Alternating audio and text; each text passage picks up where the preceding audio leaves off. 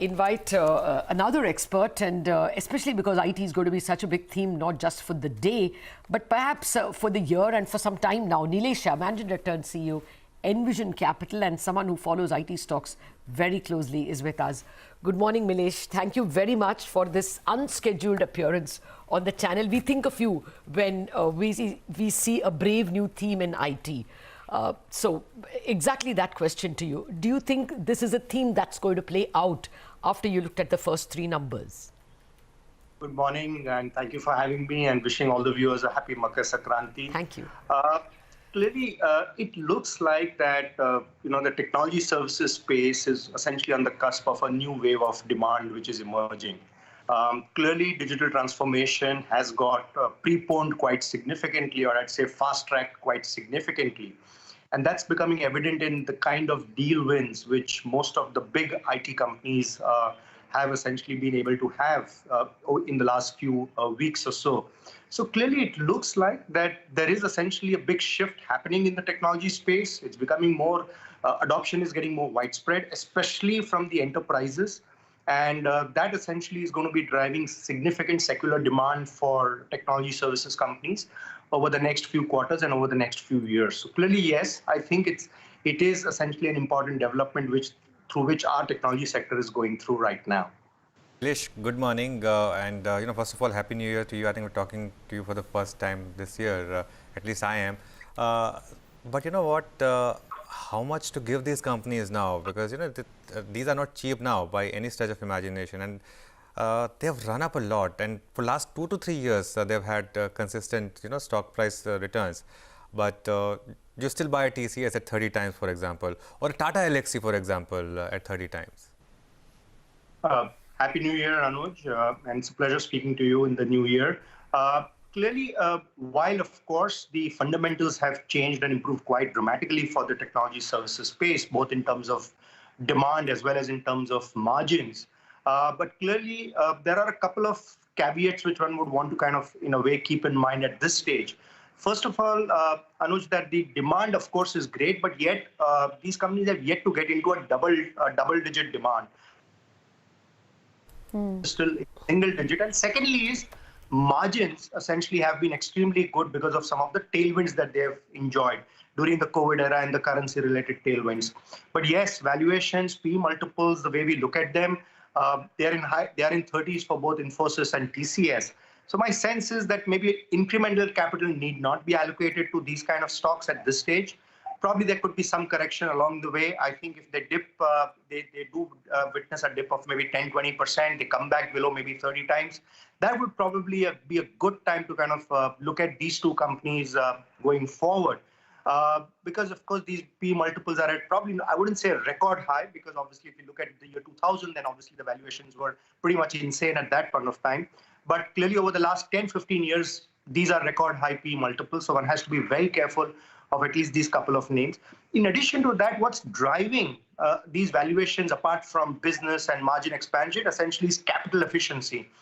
These companies essentially have kind of aggressively returning cash to shareholders through either aggressive dividends or through buybacks. And that's driving capital efficiency. And that's essentially becoming a very, very important parameter in the investment framework of all institutional managers. So one has to keep this in mind. And therefore, there are a couple of other large cap companies like HCL Technologies, which we own, and Wipro. Both these companies, the valuations are still relatively reasonable. And I think if both these companies get their capital efficiency right, then maybe as stocks, they have the potential to outperform both TCS and Infosys going forward. Okay, I'm glad you mentioned Wipro because I want to take that discussion forward. But before that, some more positive commentary coming in from M&M. They have laid off 1/3 or 2/3 actually of their staff in North America. And this is another positive coming through. The management says that they will stay firm on implementing capital allocation norms with a sharp focus on financial returns, driving growth and continued improvement in international subsidies. So they're very focused on trimming their workforce, trimming their costs, and of course the tighter capital allocation norms. Clearly a perspectives are very different. When I heard the news, I said, oh God, somebody's lost their job.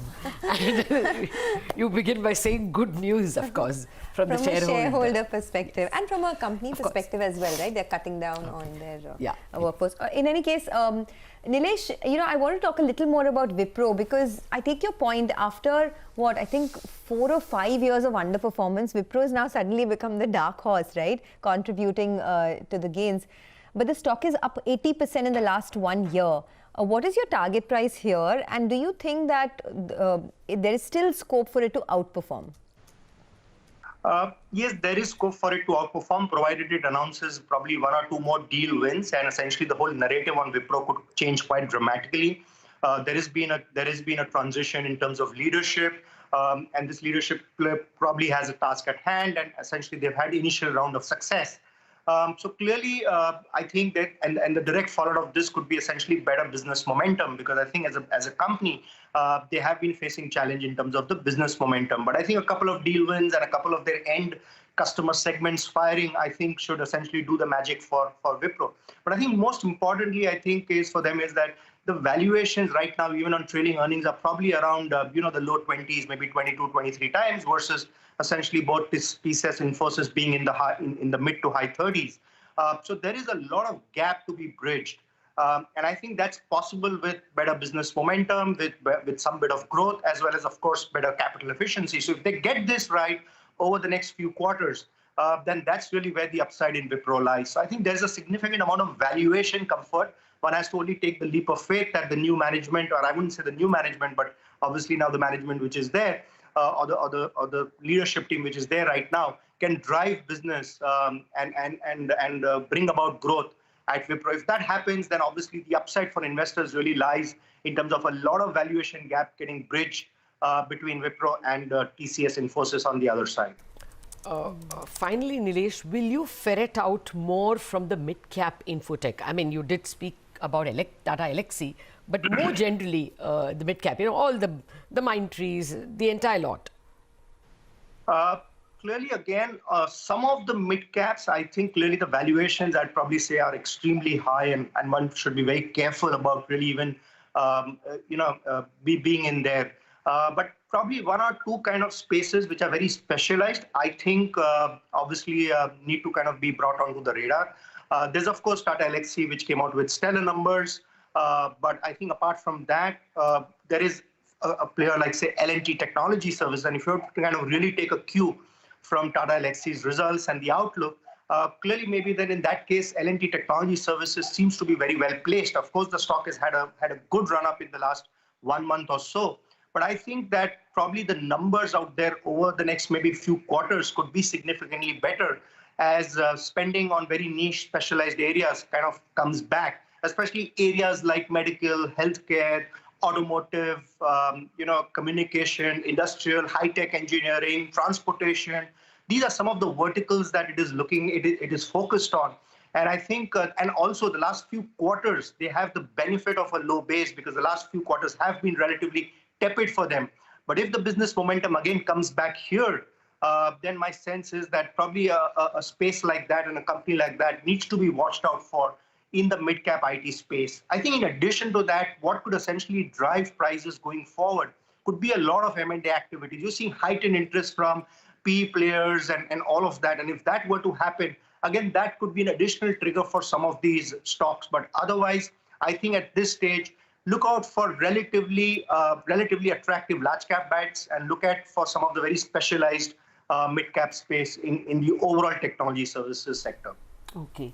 Nilesh, you have not promised me, but I am assuming that you will agree to my request that when the Sensex touches 50,000, you will be with us. It looks like any time now or any day now. Thank you very much. I don't want to detain you further today.